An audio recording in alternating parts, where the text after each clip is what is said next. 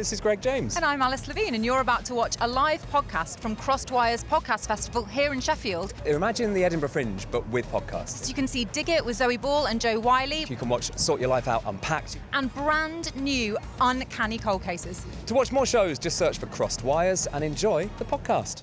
Live from Sheffield, it's Dig It with Joe Whiley and Zoe Ball.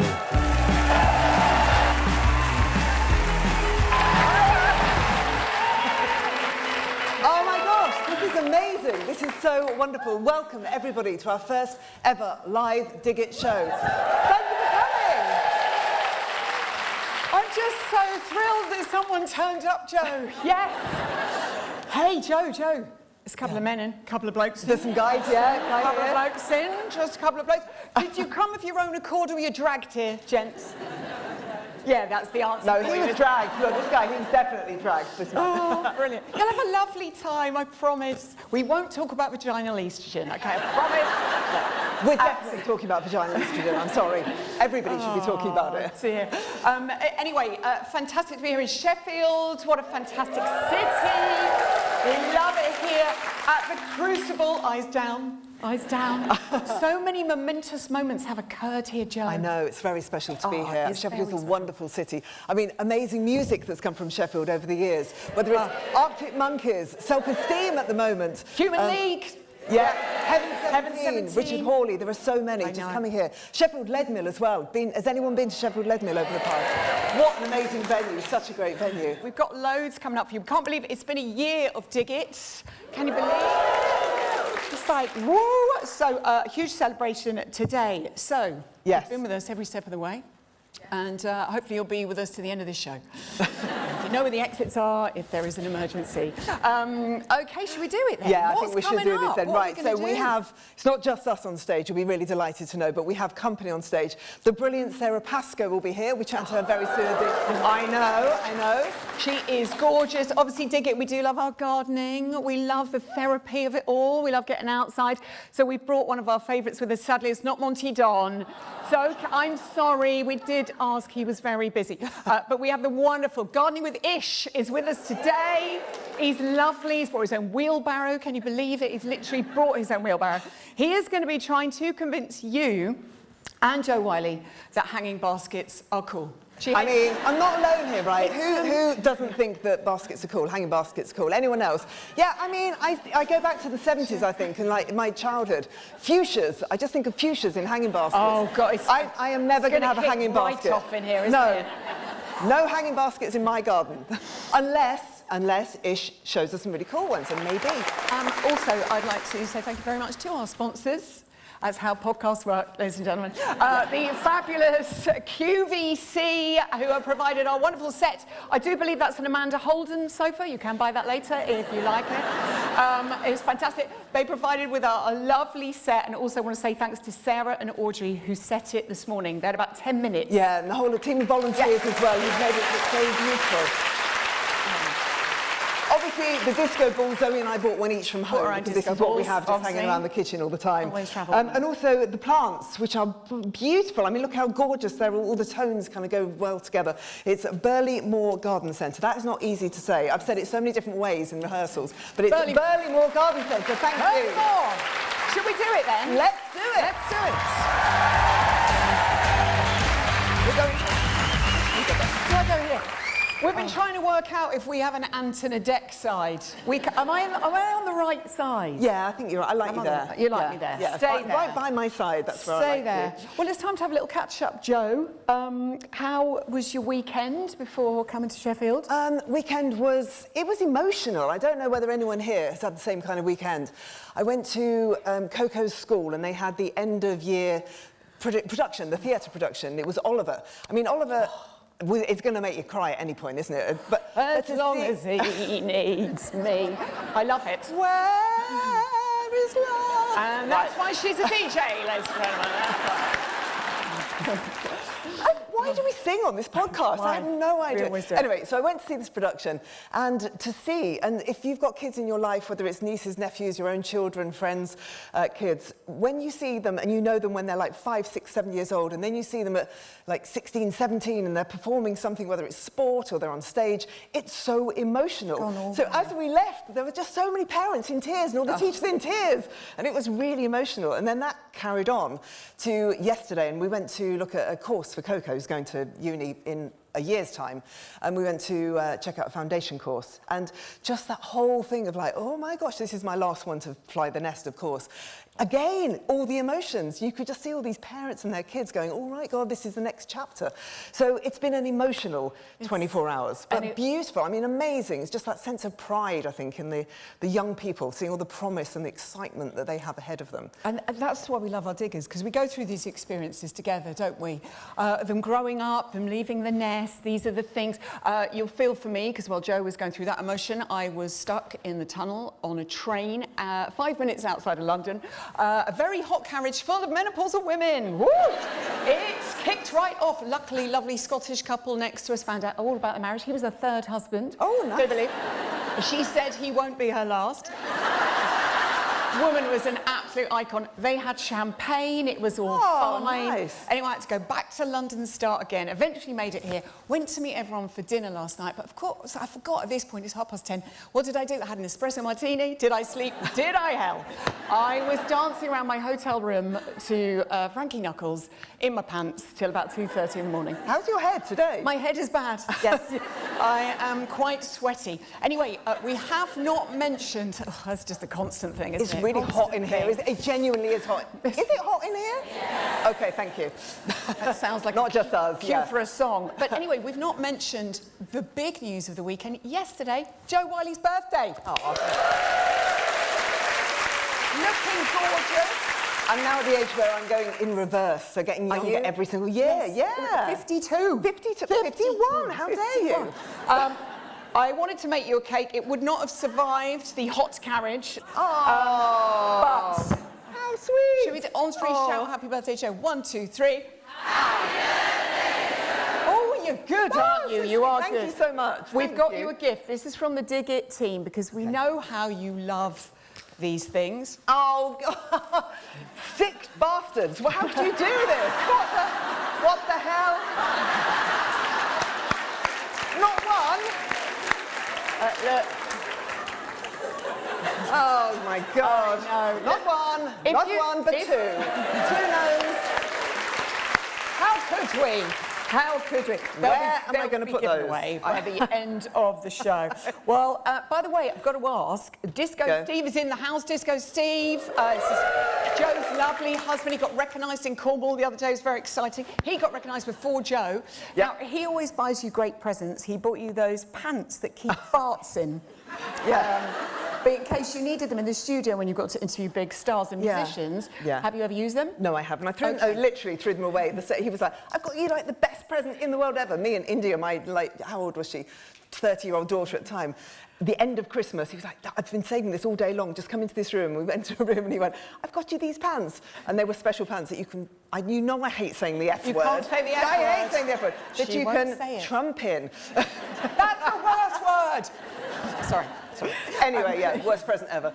But how did he do with the present yesterday? Oh, he brought me this lovely necklace. So he did very, very well. Yeah, so really, really lovely necklace. Well so, done. He did.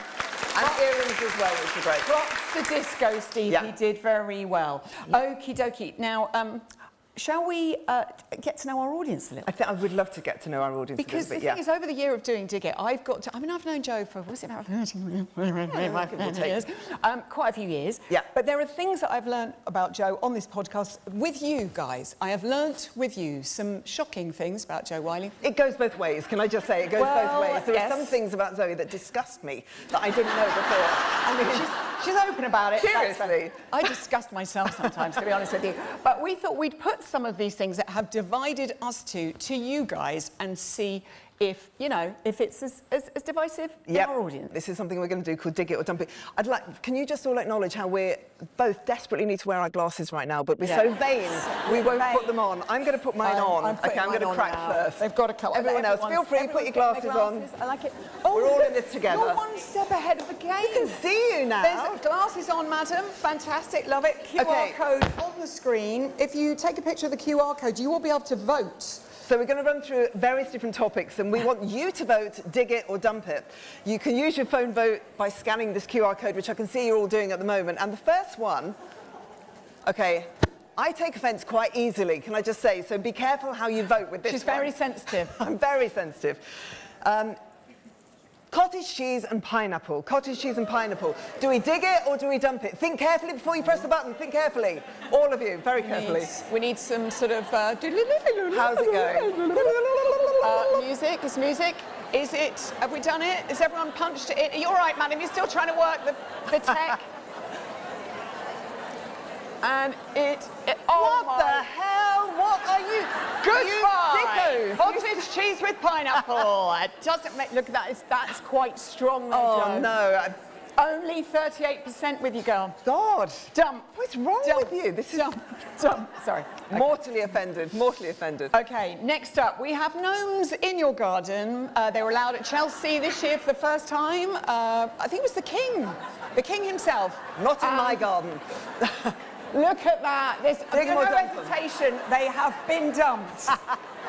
70%. You are people of taste. Hands up to anyone who doesn't mind a garden gnome. I don't mind a garden gnome. It's your garden, you have what you like. There we go. What have we got next, Jo? Okay, so when I'm saying about things that I've learned about Zoe that disgust me, sniffing your partner's armpits. I mean, who in their right mind would enjoy the smell of their partner's armpits? Okay, can I just... Who ever goes around sniffing them? Can I just put this out? Sir, you look shocked. Honestly, he was like, I was never sure about her and now I know. You know, my fella, the lodger, he was going to come today, he's painting a wall. Anyway, he's been away for a while and he comes back and there he is and I'm like, in the armpit. Oh, there he is. I think if you start going off the funky smells... It's obviously a new relationship, this, right? Yeah, we've been obviously together a new relationship. Will that pass? But I think you love the smells of each other. I'm not talking about bathroom smells necessarily, but just, you know, that lovely smell of a man who's done some DIY. Should we... Is this the vote? Look. Is this the vote? Am I alone? Zoe, am I alone? Oh, what? You freak. Is there who was on my side? Thank you. Thank you, madam. And how is your relationship healthy? You're divorced. Okay. Even Disco Steve, when I said about this, he was like, what? Okay, we have a guest coming up now. That's hilarious. Oh, brilliant. It is guest time, isn't it? We didn't even get to feral weeing, but yeah, we've done enough of that. No, let's do this. Show of hands. Feral weeing, for it or against it? Who's for feral weeing? Yes. Oh, again. You just don't know when you get cut short, do you, ladies? When I need to go, I need to go. Just cross your legs and hold it. I can't Although anymore. that's not good for you, I know. Okay, is it time for our first guest? Yeah, let's bring out our first guest. Very much is. Our first guest is a brilliant comedian. She's an award-winning writer. She's a podcaster. And she is she's definitely one of the sharpest observers of modern life. She's written a number of best-selling books. You'll know her from countless TV appearances where she has been hysterical. Stand-up tours, you might have seen her on a stand-up tour, and also panel shows. Undoubtedly, you will have seen her on panel shows. Please give a very warm Dig It welcome to Sara Pascoe.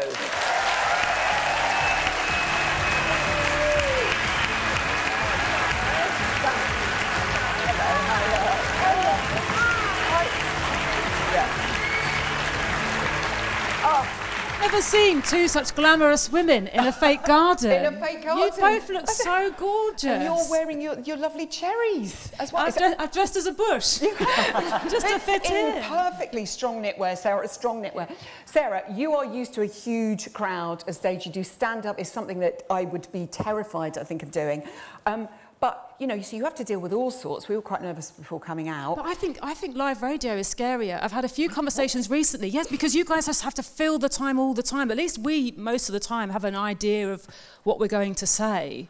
I think they're very similar jobs. Really? That it sort of starts and you think, oh gosh, how am I going to get through this? And then you're just coping with it, and then it's over. And then it's over. Yeah, and then it's over. Which also reminds me of something else that happens. But anyway, Is this a smutty podcast? No, it's not. I thought we were talking about flowers and my stuff. father would be furious with me, like Zoe.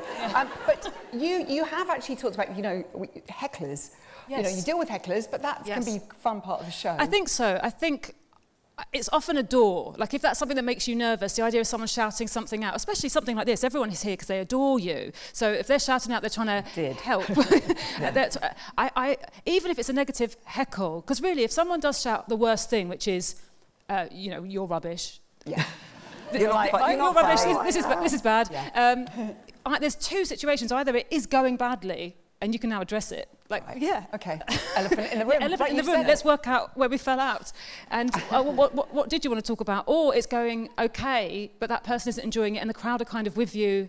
Yeah. And so it ends up can be a lot of fun, and people are very impressed when you deal with it. So I'm not saying, please come to my shows and shout out your rubbish to see what fun ensues, but the thing that you're most scared of actually isn't as scary. Do you heckle yourself? Are you good? Are you good at giving yourself positive? I think, like most people who do comedy in particular, you've got this sort of mixture of arrogance and insecurity. So we really do think that everyone should be looking at us, and we want to be the centre of attention, but we also hate ourselves. So it's a really fun seesaw. Yes. So when you sit down to write, that's where you do the heckling. Who cares what you think? So you heckle yourself, your career literally. is over. That kind of stuff. Yeah. How did you first get into stand-up? Tell us the story. Well, stand-up was a kind of an accident because I wanted to be an actor, and how I became an actor or got into performing when I was 14. My mum went out for the night, and a girl from school persuaded me I should have a party because I really wanted to kiss a boy. Any boy. And she said there were loads of boys there. One of them might kiss you. And it was awful. My house got trashed. Furniture, the police got called. Someone puked in the rabbit hutch, and the rabbit ate it. Did the rabbit die? No, the rabbit didn't die. It did die eventually. This was a long time ago, but the rabbits don't actually live that long. But my punishment, when my mum came home the next morning, it was still smoky. We'd stayed up all night, me and my sister, to try and tidy it up. And I really wanted her to hit me, actually, because I felt so guilty. And she didn't. She made me go to a drama club on Wednesdays and Sundays to keep me off the streets. The punishment. And I think she now wishes she maybe gave me a slap instead. She's lived to regret it. That's amazing. God. Talking of your mum, when I was reading all the research notes, I had no idea about your dad. And when I saw who your dad was, I remember him in a band. Do you? I am that old. So I think we might have a photograph. I've got very young parents, I should say. So my dad was in a pop band in the 70s. So your dad was in a band called Flintlock. Yes. And he was a singer, right? Yes, he was a singer. He was 17, so it was only a very brief pop career. He didn't want to be famous, my dad, so he left that band. But my mum saw my dad on TV when she was 14, and she was absolutely convinced that she was going to marry him. And then she tracked him down. And she did it. She used to sit outside his house and wait for him, and then she waited until he wasn't in the band anymore. He worked in a shop and he had depression, and she was the only woman still, sitting on his lawn, and that's how I was made. That's how I was made. Amazing story. What a brilliant story. But unfortunately, me and my sister, we thought that was how you got a boyfriend. So we used to watch Top of the Pops like it was a delicious menu, like deciding which of the boy bands. One? Yeah, which one. Who were your favourites of the boy We bands? love Take That. Okay. We love Take That. I was like, yes, absolutely. Yes, You have absolutely. a great demographic. We do, don't we? Oh, excellent music taste. So we loved all of Take That equally until Robbie left, because then we were like, he's split off from the pack, he's weaker. He's more vulnerable. Easy prey. Easy prey, yeah. Wow. And then we stopped going to school. He presented the Big Breakfast for a week, and Cheryl and I stopped going to school. We started going to Stratford to wait by the canal to scream at Robbie Williams. That's amazing. Yeah. I was working on the show that week that they were hosting. Were you? Was it mad? So I probably saw you. You were one of the girls. Like those crazy girls at the gate. That girls. was you, Yes. future you. Yeah. Now, if you had to choose a member of Take That now, who would it be? I wouldn't choose, okay, because I'm such a loyal fan of theirs. Still, I love what all of their career decisions that they've made. Yeah, brilliant. I went to a concert last night. I won't say which one. Was it Harry? Was it Harry? But anyway, I just kept telling people, take that, I had an elephant. Yeah. Take that, I had an elephant. there was a whole human as the tail. Where's the spectacle? Hang on, so were you at Harry Styles last night when he cried and his sister came on stage and she gave that beautiful speech? Did you cry? I left early because I'm an old woman. I left early because I hate the packed tubes. On the way there, the Jubilee line, it's like I was trapped in a sauna with teenagers singing Watermelon Sugar. I thought, I'm not having that on the way back as well. So you left early? I'm that age now. It's my husband's birthday present. He really wanted to go. My husband's still in his 30s because I've got a younger husband. Nice, like mother. Yeah. And he really wanted to go to Harry Styles, and I said, if it finishes at 10:30, we're leaving at past, and that's exactly what we did. Sorry, Harry. Yes, but that was a beautiful moment, and he's worked so hard, and he looked tired. And was it a great show? He looked tired. I would say he looked like someone, for comics, it's the end of the Edinburgh Fringe. You need a couple of days in bed. Yes, to recover. Yeah, just to recover, just have some sleep. It's funny, when I was leaving, I went to see it and I loved it, and afterwards I was leaving and this woman said, she's about my age, she went, I've been having terrible thoughts about him, it's like, it's terrible. Do you think he looks out and thinks I could have any of these women? I went, no, I think he looks out and goes, I'm going home to Zoe Kravitz. Yeah. Also, his whole message is like, be in the moment. He makes everyone in the stadium like take a breath. It feels like so often he's trying to do this in a healthy way. 12 days at Wembley, it's record breaking. He's trying to go, I want to actually be a pop star who enjoys this. Yeah. Because it was Pride yesterday. Sorry, I'm going to burst into tears.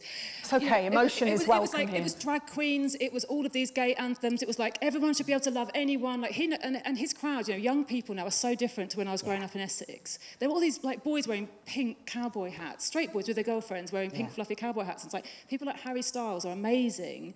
And the fact that those boys can do that now and no one wants to fight them. Yeah. Like, things have got so much better. So important. That's for Harry Styles. Yeah. But he did look tired.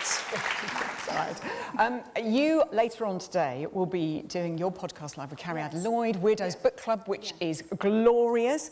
You do a thing on the show where you ask all your guests who their favourite weirdo in fiction. Yes, weirdo in literature. In literature. Mine is Silas Marner, okay. Mrs. Smith, my English teacher, because he's such a weird guy, isn't he? But he just turns it, you get the full great story. I've never read Silas Marner.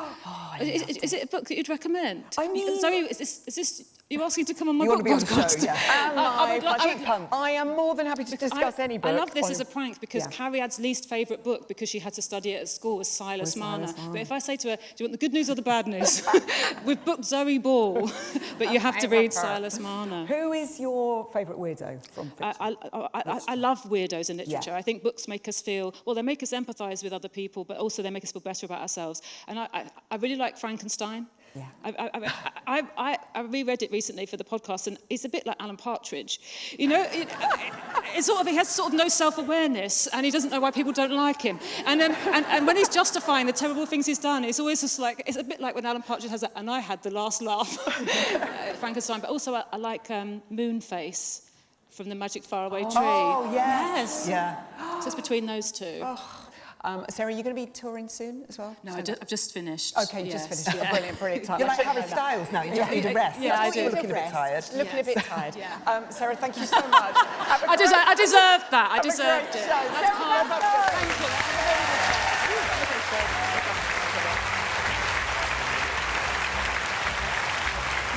Is it time for a little bit of gardening? Should we do some gardening? Is it time? Do we have gardening fans here? If you're a gardening fan, okay, we're doing the right thing. Great. This is fine. We have a very special guest. He's one of our favourites. He's here with his own wheelbarrow, which I believe is I can hear the wheels turning right now. The wheels are turning, ladies and gentlemen. Will you give it up for gardening with Ish? Where's your wheelbarrow? Wheelbarrow's on your mind. I know. No wheelbarrow. That was false advertising. Truth be told, we did about 3 or 4 rehearsals through there, and I kept knocking the set over. So they were like, leave the wheelbarrow at the back. Jump the wheelbarrow. Yes. Okay, so this is hanging baskets then. You're about to prove that hanging baskets can be cool. Well, I've recently discovered you think the hanging baskets aren't cool. Yeah, I was going to say, what they make me think of is fuchsias and begonias. Right, and you've got begonias let's here. just move those out of the way. That's a good start. It is a good start. That's awkward. Yeah, what is it? Do you think hanging baskets are cool, though? I think hanging baskets are hard work, which is ironic because I'm showing you this. But what I wanted to try and do here was actually create a hanging basket that is, well, low maintenance. It's not so seasonal that you're changing. Because the problem is you do a hanging basket with begonias, sorry, and then 3 or 4 months later, when it gets to winter, all of a sudden it's kind of a bit meh. So what I've decided to do was create something called the Forever Basket, where what we can do is plant things up, leave it, and so long as you water it and feed it, you haven't got to muck about all the time and change things up. And the begonias were for a bit of fun and colour, and now I wish they'd stayed in We'll just move those. Yeah. No, do you know what?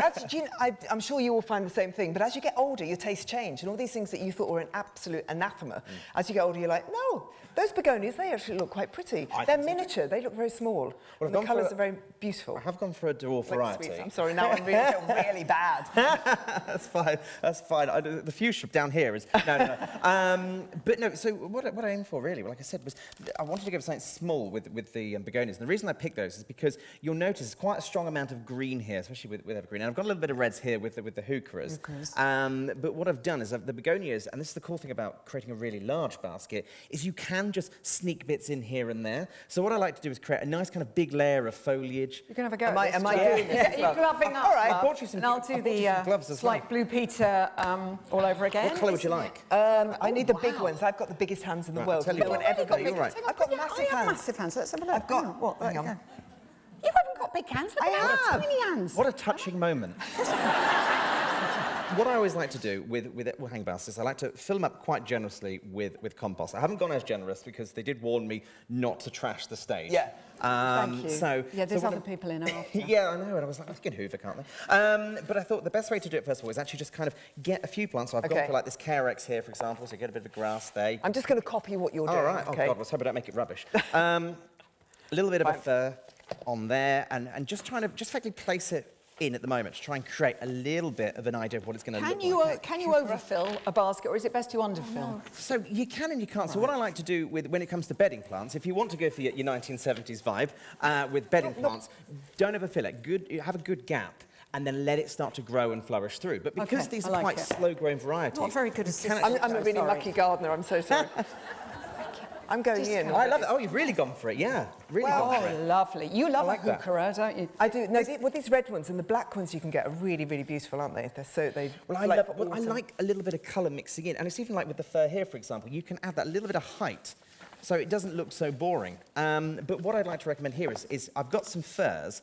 Now, when you think of fir plants, you usually think of things like Leylandii, and you think, well, this is going to be a giant conifer in about 3 years. But actually, these only grow, so this one, for example, Blue Star, only grows about 4 centimetres a year. So it's fantastic. So if it does start getting a little bit long after about 2-3 years, just a little snip, you're back to the beginning. And because it's so slow growing, it doesn't develop a very big root base, so you can get away with planting them up in a hanging basket. You've really gone for it. What? I love it. Joe, you're looking at what else do you want, love? Well, I'm wondering whether I need a begonia in my basket now. Ish, by the way, can you tell us, where can everyone find you? Because you've got your own gardening programme. It's on YouTube. I do. So I have a gardening show called Today in the Garden. The best way to explain it is it's a bit like Gardener's World meets Top Gear together. I was like, what goes right, what goes wrong, as demonstrated here. Obviously, this is the right path. But you can find me on social media, not Gardener's World, you won't find me on there. Not yet. No. But if you are watching, so on Instagram, find me as Gardening with Ish, and I do kind of daily garden advice tips. And yeah, maybe not live demonstrations in future, but we'll... No, you've converted me, I think, but I'm not quite sure where I'm supposed to put them. What I like actually about this, Joe, is I thought I'll talk about planning and getting this advanced, and you've gone, do you know what? That in there. I think you'll find this is artfully really hard. Right. Let's have a round of applause to see a show of hands for Ish's basket, ladies and gentlemen. Let's see, let's measure with... And a round of applause for Joe's basket. It's really heavy. She takes the win. And you'll be thrilled to know 2 of you will be taking those home later. Hope you've not come on the bus. Excellent replant them yourself, don't worry. Let's give it up for Gardening with Ish. Ish King.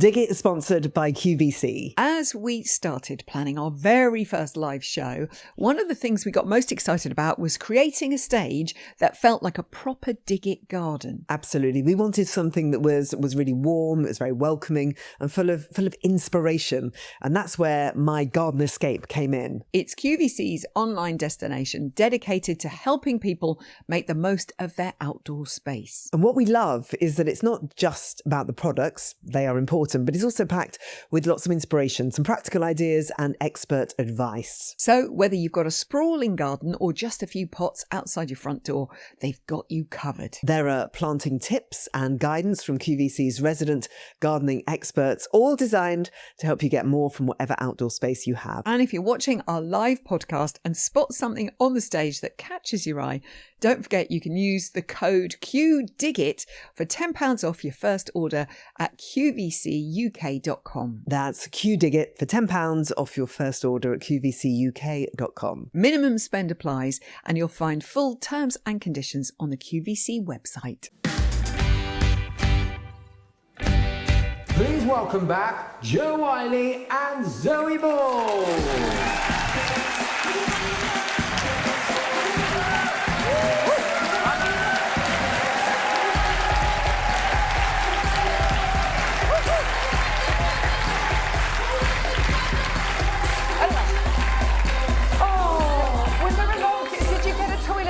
Did you get a toilet break? Yes, you know, it's wise, isn't it? Too much Welcome back. It's so nice to see your faces. And I mean, this is what Dig It is all about. I mean, we didn't know what it was in the very beginning, but it's turned out to be just a reflection of what's going on in our lives. When you get to a certain age or a certain time in your life, you know, it's the struggle, the ridiculous stuff that happens in your life. It's the empathy that we all share together. I think we all understand being part of maybe the sandwich generation, maybe that's you. It's like all the craziness that goes on in our lives, and we can laugh about it and we can cry about it, and that's what we do on the podcast. And thank you all for being here today. It's just so lovely to see you in the flesh, and you're all so cool. Look at you all. We meet diggers everywhere, and you're always our kind of people. Honestly, it's so lovely to see you. It's such a lovely thing wherever you are, in the supermarket, in the queue at the bank, you know, down the garden centre, people go past and go, I'm a digger. It's like a little secret society, and it is a really wonderful thing. It's lovely to be here with all of you diggers. Yeah, and Dig It is always about you lot. It's, you know, we couldn't exist without you and all your stories and the stuff that you tell us, and we're really grateful that you share, like, the madness with us. So that's what we're going to carry on doing today. We've got some lovely volunteers who've been very brave, and they're going to share with us their first, I'm never going to get this right, worst first, and I haven't even got my glasses on. Put your glasses worst on. first, who do we have? I think, first of all, we've got Susie, that I can see you standing there. Hello, Susie. Hi, Susie. Big round of applause for Susie. As we said, very cool people who listen to Dig It. Will you share with... where have you come from, first of all? New Zealand. What? Way! We are honoured. Have you come over the weekend? Or you... I just thought I'd pop over. No, I always come back for summer to be with my parents and my brother, who was learning difficulties. So that's yeah. No, that's always really important to me to shout out. I know. Yeah. I know. So I come back every summer, and I bought the tickets because I listen to your show all the time. And I brought my daughter with me, and then obviously this email comes out about your worst first, and I thought, I have to tell this story. Yes! So this story happened 38 years ago when I was 23, and I was going out with this guy called David, and we'd done lots of sort of drinking with colleagues, work colleagues, but this was a date that he wanted to take me on, and it was to the theatre, and it was this theatre. Oh, how poignant. Yeah, so we rock on up, and I'm super nervous because it's the first time I spent my you know, just alone time with him. So we go down to the bar, and as he's getting drinks, I said, look, I'm really sorry, but I just need to excuse myself, and off I went to the bathroom, regrounded myself, came back, and saw David talking to a group of people, and I thought, oh no, I've got to start now talking to other people I don't know. This is like really hard. So I thought, come on, big girl pants, you can do this. So I went up behind him and I pinched his bottom and went, whoa, I'm back. And he turned round and it wasn't David. I was absolutely mortified. So all the people around him were just laughing their heads off, and this guy was like, "Woo," and I was like, "Woo." So I backed away, and I thought, how am I going to find David now? We're in a really busy bar. And so I was scanning, apologising. And there he was, stood at the side of by a wall with the drinks, bent over double, trying to... Waiting for that, yeah? No, slopping over the drinks because he was laughing. And he'd witnessed it all, and I thought I'd blown the date completely. But anyway, we didn't. All was well because we'd been married for 38 years.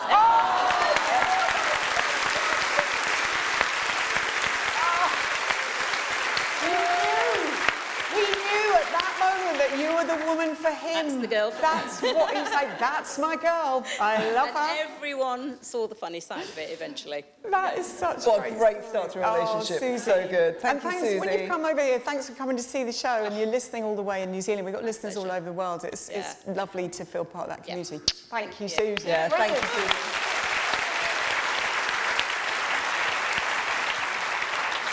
Is that lovely Beverley? I am, yeah. Hello, Beverley. I love that orange top. Oh, thank you. Gorgeous. Do people call you Bev most of the time and Beverley when you're naughty? Either. My dad, when he was cross with me, called me Beverley. Yes. He called me Bev most of the time. So. Excellent, I love it. My dad, when he's cross with me, calls me something else. I won't go into that. What's your worst first? Oh, so I had a mate who was a free-fall parachute jumper, and he'd be in the pub and he'd be regaling everybody with his stories about he'd done 150 jumps, blah, blah, blah. And all the guys in the pub were going, oh, yeah, I'll do that. So then I go, well, if you can do it, I'll do it. And I was terrified of heights. So I arrive in Lincoln, which is very flat. I was the only one that pitched up. I borrowed Stuart's white parachute jumping suit. We did a day and a half of training, and I subsequently found out that paratroopers take 3 weeks to jump out of a tower, let alone a plane. So I get in the plane, there was no door, you hang out of the side. It wasn't a tandem jump, I jumped solo. But on your own way? On a static line. No! And I jumped out, and my parachute didn't open. What? So, you know, he's got all these lines down, and they were all hooked over the top of the parachute jump. So I'm spinning, and I'm falling fast, miles off target, and I landed. Do you remember when they used to burn the corn? I landed in a field of burning corn. And I remember thinking, I'm going to get Stuart's white suit. But the big lesson in life was somebody didn't pack my parachute right, because the lines have obviously got to be very straight. Oh, my God. Mine were all hooked over the top. So big lesson in life, don't trust anybody to look after your life when it's something serious. That is a great bit of life advice, isn't it?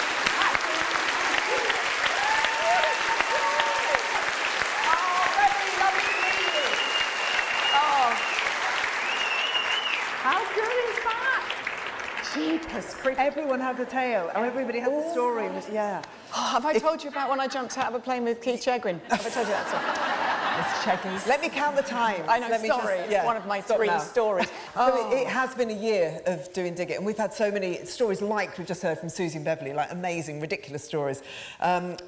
Favourites? We should discuss some of our favourites. I think some of our favourites, well, they've been really moving stories. There was, of course, the kidney transplant story, which was where Lindsay had got in touch, and her incredible sister, Lorna, had donated her kidney for Lindsay's husband. And she told the story about when they'd had the operation and they'd come round, the record that was playing. They were playing McCalmont and Butler, and Yes was the music that they were doing the surgery to, and when he came out of it. I played it on my Radio 2 show the next day, I think, after we recorded Dig It, but it was incredibly moving, like selflessness of people. It's just unbelievably inspiring. And we all cried. Yeah. I know, because my kids walk into the pod room that was once a gym, funnily enough, got turned into something else. And they're like, why is there always tissues there? I'm like, because we cry. We cry. We're women. We cry. There's a lot to share. Yeah. But that was a lot pretty from moving people story. remembering, like, amazing stories of people losing loved ones, and the funerals and the send-offs and the celebrations. And again, we cry. Yeah, we do. But it's important. Plants for people we've lost, Yeah. and then them coming into bloom was a really lovely thing that we shared.